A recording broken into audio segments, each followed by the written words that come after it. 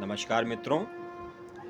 एक case law है supreme court का, honourable supreme court, Bangalore development authority versus syndicate bank 2007 का केस है 6 SCC 711। इस केस में जो इशू था वह डेवलपमेंट अथॉरिटी में पेमेंट से रिगार्डिंग था कि आपने अगर प्लॉट ख़रीदा है या कोई फ्लैट ख़रीदा है या हाउस ख़रीदा है और आपने पेमेंट की, बायर्स ने पेमेंट की और authority without any reasonable time या किन्हीं कारणों से वो समय से फ्लैट या हाउस आपको अलॉट नहीं कर पाई, तो ऐसी स्थिति में क्या होगा, in this situation what will happen. तो उस पे ये डील हुआ, उस पे लीगल एडजुडिकेशन जो हुआ वो पॉइंट वाइज मैं आपको बताता हूँ, क्योंकि ये बड़ा काम का केस लॉ है। क्योंकि अक्सर अथॉरिटीज़ पैसे ले लेती हैं, काम समय पे नहीं करती या काम ठीक नहीं करती, तो उसमें आप इसको यूज़ कर सकते हैं।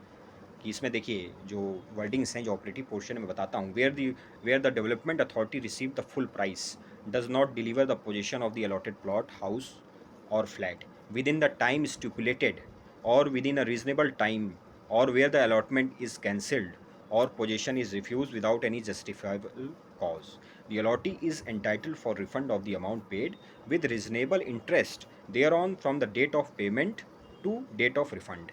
In addition, the allotee may also be decided with reference to the facts of each case. जो भी facts होंगे each case के, उसके हिसाब से डिसाइड होगा। ये तो जाहिर सी बात है।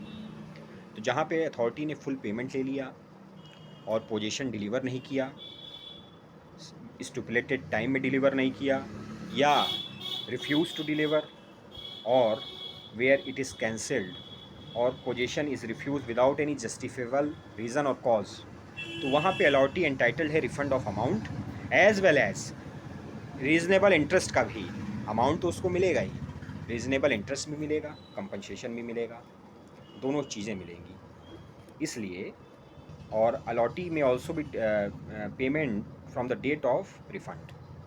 इंटरेस्ट जो मिलेगा डेट ऑफ रिफंड से मिलेगा, जिस डेट से रिफंड मिला है उस डेट से आपको reasonable interest there on from the date of payment to date of refund. Payment of date, sorry मैंने गलत कह दिया, पेमेंट ऑफ डेट जब आपने पेमेंट किया था तब से लेके और जब आपको रिफंड अमाउंट मिला तब तक, दोनों के बीच का जो ड्यूरेशन है, पूरा इंटरेस्ट तब तक मिलेगा। तो ये बहुत अच्छा केस लॉ है जिसमें स्पष्ट रूप से ऑनरेबल सुप्रीम कोर्ट ने कंज्यूमर राइट्स को प्रोटेक्ट किया है, बायर्स को प्रोटेक्ट किया है और उनके हार्ड अर्न मनी को, उनकी रक्षा की है और बताया है कैसे आप इस चीज़ को अवेल कर सकते हैं। आप अपना रिफ़ंड भी पा सकते हैं और as well as reasonable interest भी